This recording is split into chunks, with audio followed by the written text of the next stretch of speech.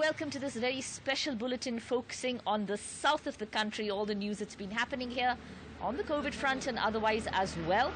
And to start with, we'll be looking really at the economic impact of this lockdown, how the state should actually come out of it, with a special focus on the south of the state. And for this, we're very happy to be joined by Professor Chetan Subramanian, who is a faculty with the Economics and Social Sciences area and also Dean Faculty at the prestigious Indian Institute of Management here in Bengaluru. Professor Chetan, thank you so much for joining us. To begin with, of course, every single state has really suffered from the lockdown economically. The South, though, it's a big contributor, isn't it, to India's GDP? What really is the kind of share that the South has when it comes to India's economy? Thanks, Maya, for having me on. So the southern states roughly contribute about 30% of India's GDP. And more importantly, I think they are one of the largest contributors to the tax revenue. In fact, if I'm not mistaken, all the southern states are in the top 10 in terms of contributions to tax revenue, which means that if the southern states slow down, then, well, it has consequences for the country as a whole. Yes, absolutely. Tax revenue as well. So everybody interested, not just the South, but everybody interested really in getting the South back in action.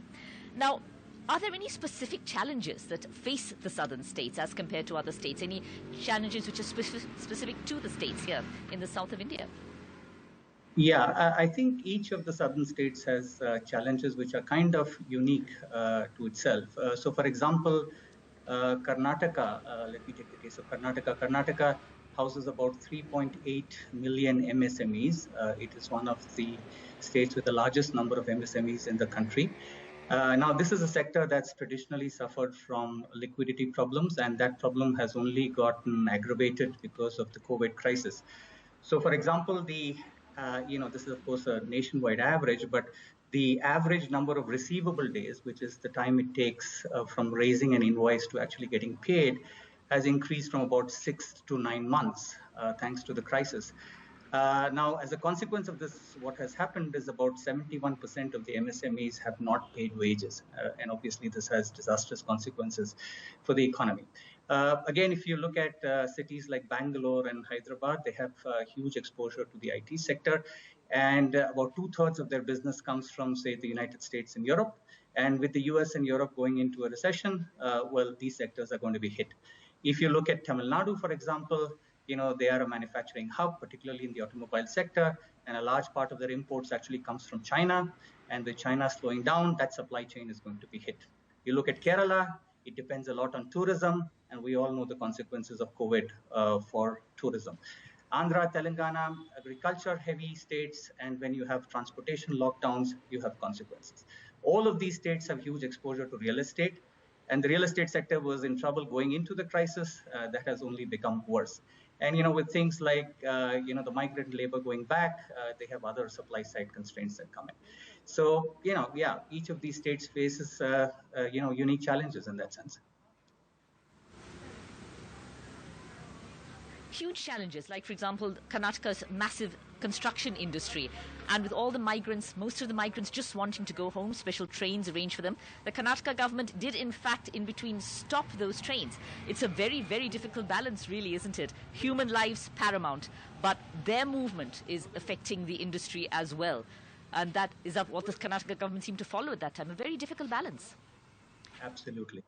You're bang on right, Maya. It's a huge balancing act that governments have to do. But yeah, that's the situation that we find ourselves in. And for Bengaluru's IT industry, because of course Karnataka is really a lot about IT, the NASCOM IT industry has spoken about a very, very graded return to the offices, graded return to work. That must be a massive loss, really, as well, internationally, in terms of international revenue, and also for the state itself. That's right. But as I just pointed out to you, I think the biggest problem is going to be the fact that about 2/3 of their business comes from the United States and Europe. And these are economies that are tottering at this point of time. The United States, the unemployment rate is probably the highest that it's been since the Great Depression. Europe is no better. Massive job loss, massive retrenchments, companies shutting down, unemployment numbers at record highs. That's going to impact the IT sector in India, for sure. One final question. Your recommendations, how would you see this delicate balance of opening up the economy, which is essential, but making sure we all stay safe from a massive spike in the number of COVID cases? How would you recommend? What would be your major recommendations? I think we are already on that path. I mean, you want to first open up sectors where perhaps the contact is not as heavy, and then you take a very measured approach when you start, letting in workers back. Sometimes that's a hard act to actually carry out, easier said than done. But I think, in addition to opening up, you also have to sort of address some of the constraints that I've already spoken about. So, for example, I think you've got to get liquidity into a lot of these sectors. Now, India has a very strange problem at this point. Banks are flush with liquidity, but they're simply not lending it out to the sectors that need it most, for example, the MSMEs. So something has to be done in that context. So maybe online lending platforms. Governments certainly have to provide wage subsidies to the employers so that they can make their wage payments. I also think this is a good opportunity for the government to actually kickstart long-delayed infrastructure projects, because these infrastructure projects typically are the ones that have the highest multiplier, so to speak. In other words, for every rupee that the government spends, the output increases over 2. So these are some of the measures that, for example, the government can do while sort of calibrating the opening up of the economy. Yes. Thank you so much, Professor Chetan Subramanian, for that overview really of how the southern states are coping and how they need to cope in future as well.